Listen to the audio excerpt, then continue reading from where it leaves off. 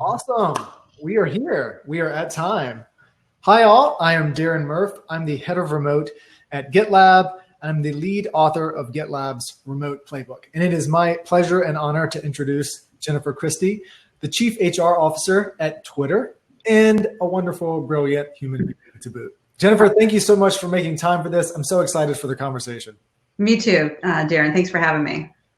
So Twitter was marching towards a more flexible future well before COVID-19. In fact, here's a bit of trivia. There is a tweet from Twitter CEO, Jack, embedded in the GitLab handbook from October of 2019, where he indicated that indeed Twitter's future would be remote. So Twitter was actually ahead of the COVID-19 curve in moving in this direction. And in May 2020, you published a post on Twitter's blog that I credit as the catalyst for much of the global transition to remote that we have seen since. So talk a little bit about what Twitter's strategy was in terms of a flexible future and how you looked at the workplace for maybe the past year or two, and if COVID accelerated that or catalyzed that in any way. Yeah, sure. It's great to be here. Thanks for having me again. If we zoom out a little bit and go back to 2018, we were just embarking on a new both workplace and workforce strategy, and we called it Global Blueprint. And obviously, we were not preparing for a global pandemic. None of us knew that was around the corner. But there were some things that were driving us towards this new strategy, and I'll outline a few of those. One is, you may not know this, but over 80% of the people on our service are actually outside the United States. And our purpose is to serve the public conversation. And we took a step back and said, we really want to make sure that our company reflects our service. And right now, the predominance, of our workforce is in the US. And as particularly most of the people who are building our service are in the US. And we said, does that make sense? Could we build a better service and a better product if we decentralized our workforce? And we really had people who were building our product, understanding the local culture and context of the conversations that were taking place around the world. So that was one aspect of it. Another aspect of it was, as you know, competition for talent is fierce in tech. And we found ourselves in a situation where we were really just focused on kind of San Francisco and the Bay Area for tech. And we knew that there was a growing number and different talent pools out there outside of that area that were rich with tech talent. But we weren't tapping into them because we were really only targeting people who either were in the Bay Area or wanted to relocate to the Bay Area, which limits the pool. And then finally, we had our own tweeps coming to us. We call our people tweeps. We had our own tweeps coming to us saying that they wanted more flexibility. They didn't want to leave Twitter, but they wanted to live somewhere else. Or they didn't want to leave Twitter, but they wanted to work remotely, and were we okay with that? And so all of these things kind of came together a couple of years ago, and we took a step back and said, we need to have a different strategy. We're not prepared for the future. We are not inclusive of remote workers. In fact, we only had less than 3% of our employees globally who were working full-time remote. And we said, this is the future. Companies like yours, Darren, were starting full-time remote, and more companies were coming online like that. And so we just said, we've got to start preparing our company for the future, and we've got to start positioning our organization from a talent and workforce perspective and location perspective to make the best product and serve the public conversation the best we could. So that's kind of the road we were on, which really did include remote working as a core feature of that. So as we headed into COVID, we definitely and I can talk about, if you want to, some of the things we did to prepare, but sure, we were marching along that path. And so when COVID hit, it just accelerated us down a path we were on. So many great nuggets in there. One thing I want to key in on is what I hear in your explanation is that even before COVID, remote work was not seen as a challenge that you had to overcome, but it needed to be a core part of your operational strategy, of your talent acquisition and your talent retention strategy.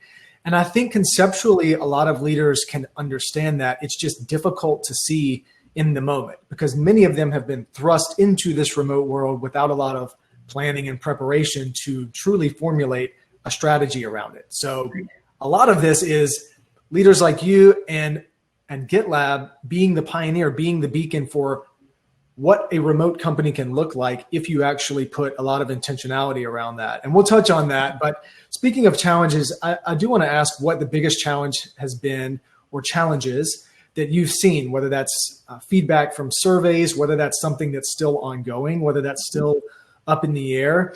To your point, it was a strategy. You were moving in that direction. But like all of us, COVID has forced us to move maybe a bit faster than we had planned for. Right. Yeah. So a number of challenges.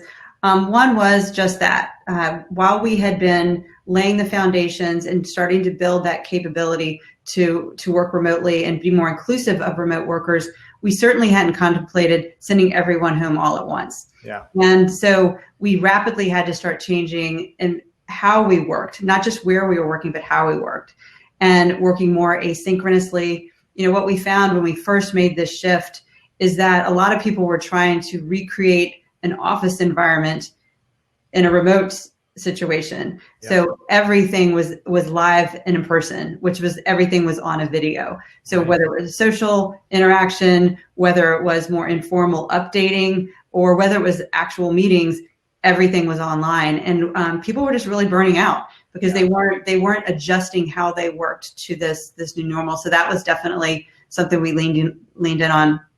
What we talked a lot about is around the difficulty that parents have had in this environment, because as you and I have discussed, it's not a normal environment. It's not a normal remote working environment, right? Children are learning at home while parents are trying to get their work done at home too. So we really had to lean in and provide that support and flexibility to parents. That was another big thing. And then I would say just making sure the mental health and wellness of our employees stayed strong, because it's not just about remote working. We're in the midst of a global pandemic, global economic crisis, and everyone had lots of different things to deal with, and everyone's story and everyone's situation has been different but challenging all. And so it's been one of the things that we've really been focused on to make sure that everyone has what they need to be well during this period of time. So important. And I think it keys in on another important element of this, and that's the difference between allowing something and supporting something. Mm-hmm. For a lot of companies, they may have felt forced by all of these external stressors to allow remote work, maybe begrudgingly, maybe they're not really into it, but they feel like they kind of have to. There's peer pressure in the industry. There's a big difference between allowing remote work and supporting remote work, and thinking through all of the elements that go into each individual potentially being in a different seat every day, and what do perks, benefits, and policies look like when you're trying to ensure that everyone feels like they belong and they're included. So I'm curious, when offices start opening back up, what does that look like for Twitter? What does it look like on the other side? What does belonging and support look like for companies that are trying to figure out, how do we define remote work support? Mm-hmm. No, it's a great question. It's something obviously a lot of people are obsessing about. But first I'll hit your point around allowing it and supporting it. Yeah. I think because this has been so global, it's hit every industry, it's hit every country. You've seen companies that never would have talked about allowing remote work open up to it because they had to. It was just forced on them. And this isn't something that has just taken place for a week or two or even a month or two, right? This is enduring, and it's enduring long enough for people to change behaviors and expectations. And people are starting to work in different ways. People are starting to adapt. And I will say that coming out of this, companies that think that this is still an allow type of thing, I think are going to be missing the boat on a lot of talent. Because I think it's going to be something that's an expectation that it's allowed. And it really comes more to the experience that you provide that's going to be the differentiator in terms of what companies are doing it well. And that goes back to the meat of your question, how are we thinking about that going back in?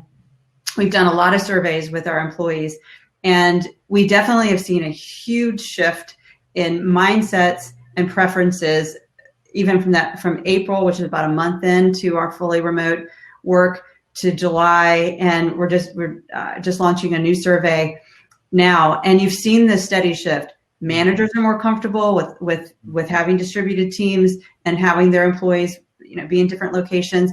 And our tweets are starting to really think like, hey, this is something I want to do long term, even past COVID. This is the flexibility that I want. So we've seen the number of people indicate that they want to be full-time remote go up in three, 4 times what it was before. The largest number of preference right now, the largest percentage of our employees though, prefer a hybrid.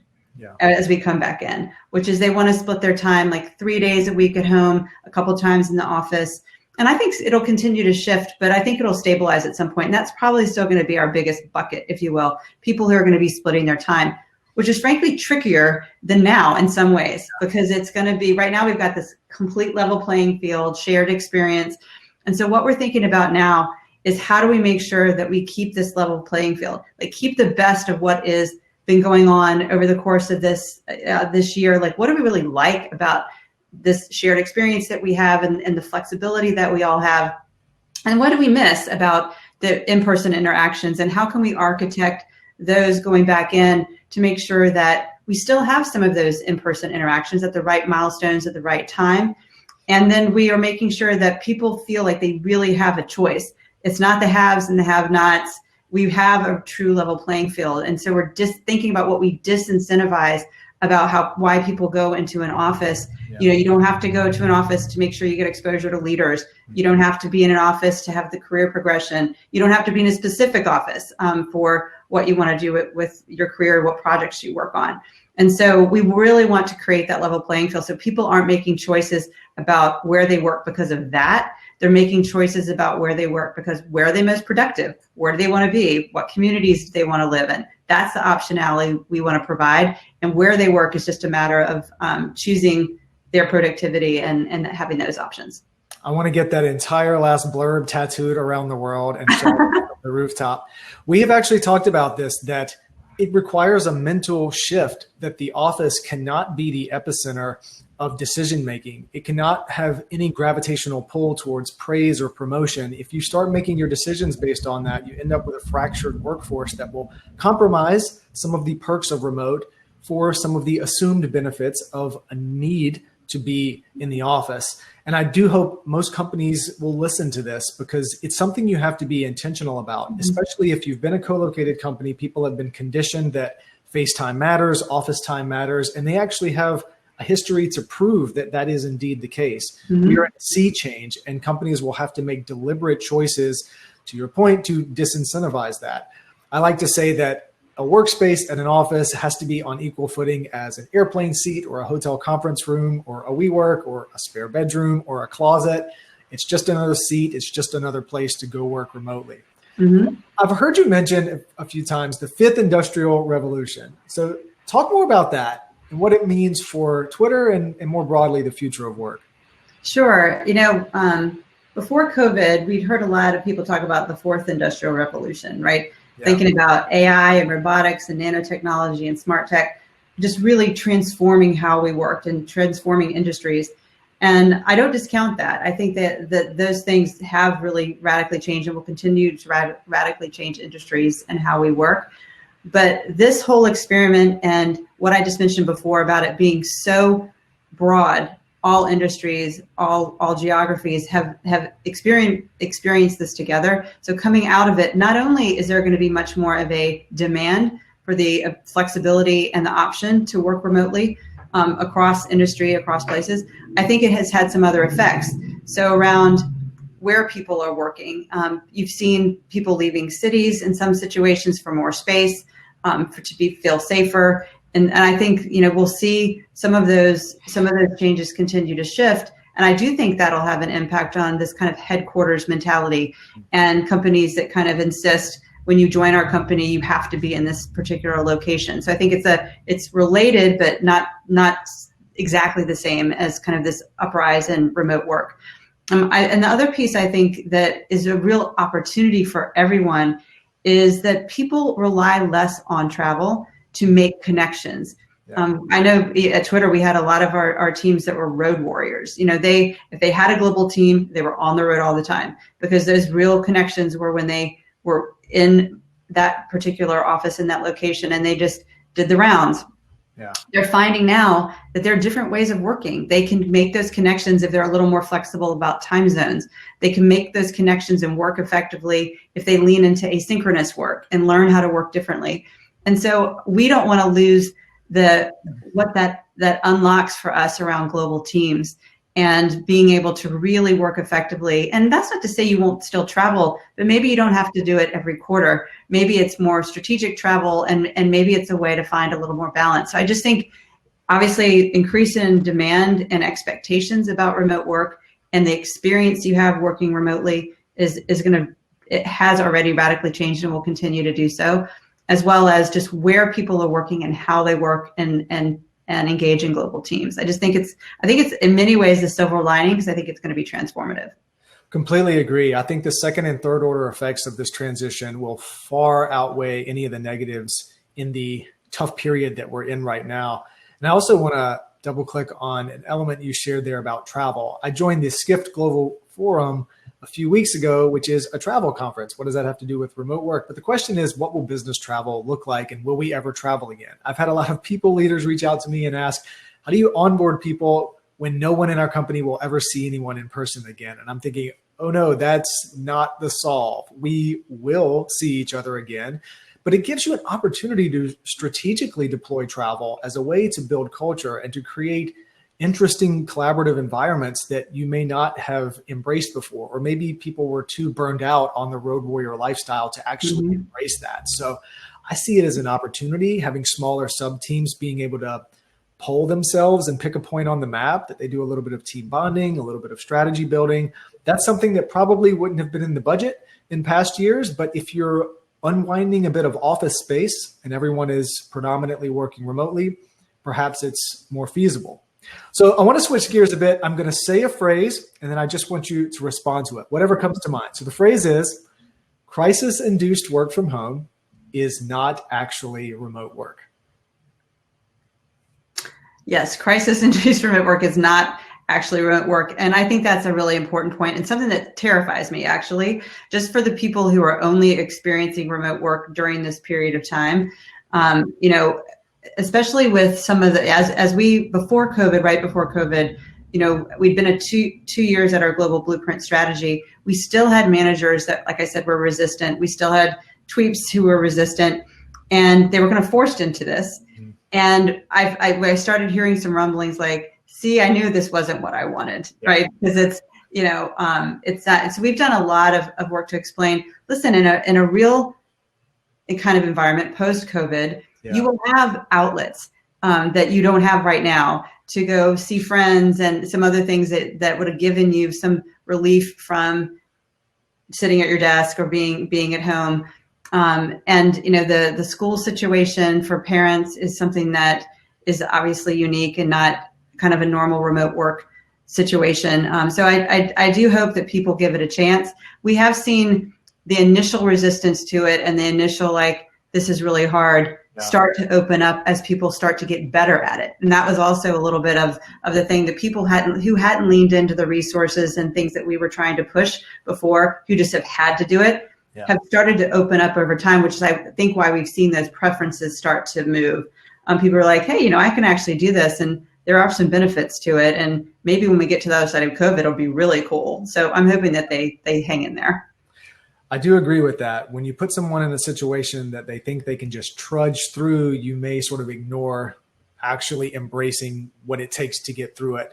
And not just get through it, but to thrive in it. And I like to tell people that I've worked from home for the past 7 months, but I actually haven't worked remotely at all for the past 7 months. I can't just easily get on a plane and go travel somewhere. Although the local coffee shops have different capacity restrictions now, it's less easy to just go grab dinner with a friend after work. Everything just feels a bit different. And you're right. For those that this is their baseline for remote work, this is their first experience with long-term remote work, please don't conflate that with actual remote work. There's a reason that the remoters who have been championing this for years have done so. The bottom line is, when you're in forced quarantine, you basically get none of the benefits of remote work except for losing the commute. The commute is great, don't get me wrong, but there's a lot of other stuff on the other side of it. And I heap praise on Twitter for living this out in public and helping to build a roadmap for other companies that are scrambling and looking for ways to not just survive this, but to thrive to it. Yeah. Speaking of that, I'm just can I add one thing to that? You can, yeah, go for it. one of the things that we're also to kind of push that mindset that you've been talking about in this, in terms of like embracing remote work and thinking about what it really could open up. Yeah. We're actually looking at how we change the language of how we talk about this. Okay. Remote implies that you're far away from something else. And, we're trying to debunk this kind of headquarters mentality, and that everyone has to kind of be tethered to something other than their home in order to be successful or whatever it is. And, so we're exploring that now, how we can talk about this in a way that does create that level playing field, that it's not you're in the right space or you're remote away from it. So just anyways, and you and I can take this offline and continue all the conversations we've had, but I would love for us to be able to figure that out. It's such an important point, especially for companies that will retain some amount of real estate going forward, because remote has this implication that you are remote to something else, and right. That may create a two-tier system, even if it's just psychological, that exactly. You're remote from something else. And to your point, when it's all remote, when everyone is forced to be remote, you by default have a level playing field. But the terminology becomes increasingly important when you do have other collaboration centers or other offices. You have to make sure that even the terminology you use reinforces that these are equal places. If you choose to go into the office on a Tuesday, that's fine, but it's not going to get you any closer to praise or promotion or results than it would if you were in your home. Very important point. I do think that there's the industry as a whole could stand to rally around that and make sure the words that we're saying, I mean, we've put a lot of effort into using inclusive terms and pronouns and how we reference people. I think that we should probably look similarly at how we describe remote and where people work. Mm-hmm. It's very personal for people, and it matters now more than ever. Exactly. So look, a lot of people have talked about remote in the framework of productivity. Some of the early questions were, will productivity go up or down if we just thrust everyone out into their homes? And shockingly, a lot of reports said productivity was up. And now recent reports have said productivity may be waning a bit, because after 6 months of ongoing pandemic, where you're still probably hunched over a kitchen counter, shocker, maybe it's not the best place to work, but I digress. But what's the potential here for the impact across diversity, inclusion, and dispersed geographic opportunity going forward? This goes well beyond productivity. I mean, you and I have talked about this. The heart of remote is flexibility, inclusivity, dispersed opportunity. Where do you see that going at Twitter and the industry at large? Yeah, so if you go back, it was actually not that we don't want to be productive at Twitter, but our biggest driver for our global blueprint strategy was around talent and being able to tap into broader talent pools. And a lot of that focused on diversity, because, we were very targeted at very limited talent pools from a geographic standpoint. And we knew there was a lot more talent out there that we weren't accessing. And so part of our strategy is, yes, being able to fill roles faster because we have more talent pools to choose from, but being able to build a more diverse and global workforce by opening up where people could work. And so that was very much core to our strategy, still is. And we're finding that it creates a much more inclusive environment. Our company has become more inclusive as we brought people in and let them live where they want to live. Where we find them is where they can stay. Now, if they want to come to San Francisco or some other office, that's fine too. Sure. But, if that's where they want to be, that's where their community is, that's where their family is, and that's where they want to live, they can live there and also work where they want to work, which is hopefully Twitter. And it's really expanded that. And by bringing people in that aren't just in like one location or one bubble, it's different thought, different ideas that are coming to us, and representing truly different cultures around the globe. Part of our decentralization strategy was truly decentralizing leadership. Because as you know, you can say all you want to about, you don't have to come to headquarters for X, Y, or Z. But if that's where all the leaders are and that's where all the meetings and decisions are taking place, that's where people will gravitate. And we did some studies when we first launched this about travel to San Francisco, and it was amazing. You could see it, like we talk about Twitter being a flock. People were flocking to San Francisco. And the reasoning was about I've got to do my tour around, make sure people see me. Yeah. And we didn't want that. So, I'm now in Washington, D.C. I'm living the decentralization dream myself. We're trying to make sure that leaders are going in different places. And it also has the added benefit of, expanding career opportunities for people, because people aren't just limited to higher up level roles if they want to move to certain locations. Such an important point. We have an entire handbook page on forcing functions that help make remote first a reality.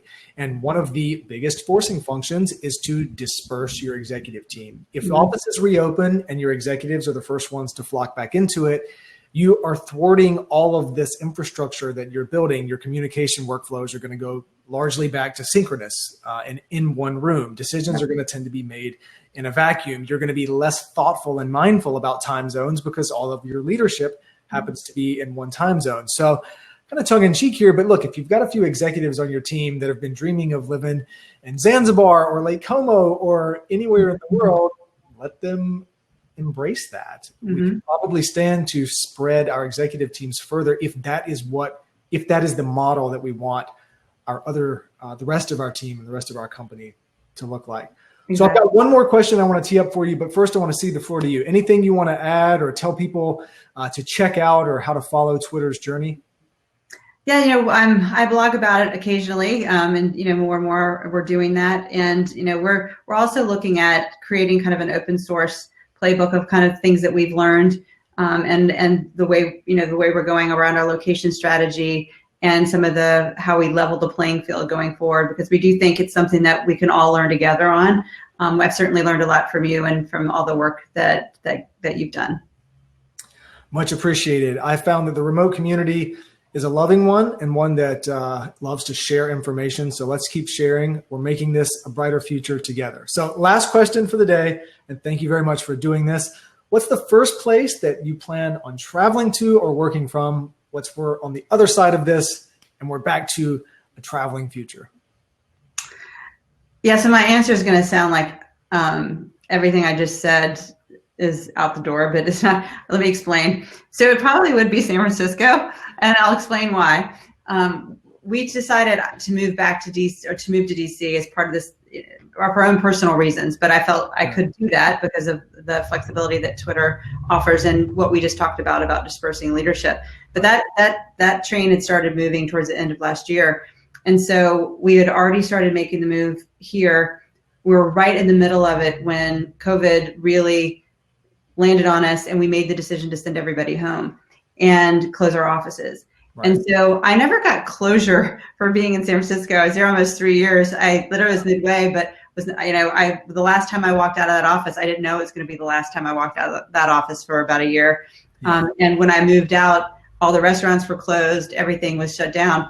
So I need closure, I guess. So I think I'd like to get back to San Francisco and walk into the office, get some stuff off my desk, and hit a couple of restaurants and close down my time in San Francisco. Well, look, let me know when you head out there, because I'm missing the city as well. My wife and I adopted a newborn, and the birth mother was from there. Our hearts are very close to the city. So you know what? Let's just go out there together. And sounds great. Right. Thank you very much for the time. Thanks all for tuning in today. Have an awesome rest of the event. Thanks, Darren. Thanks, everybody.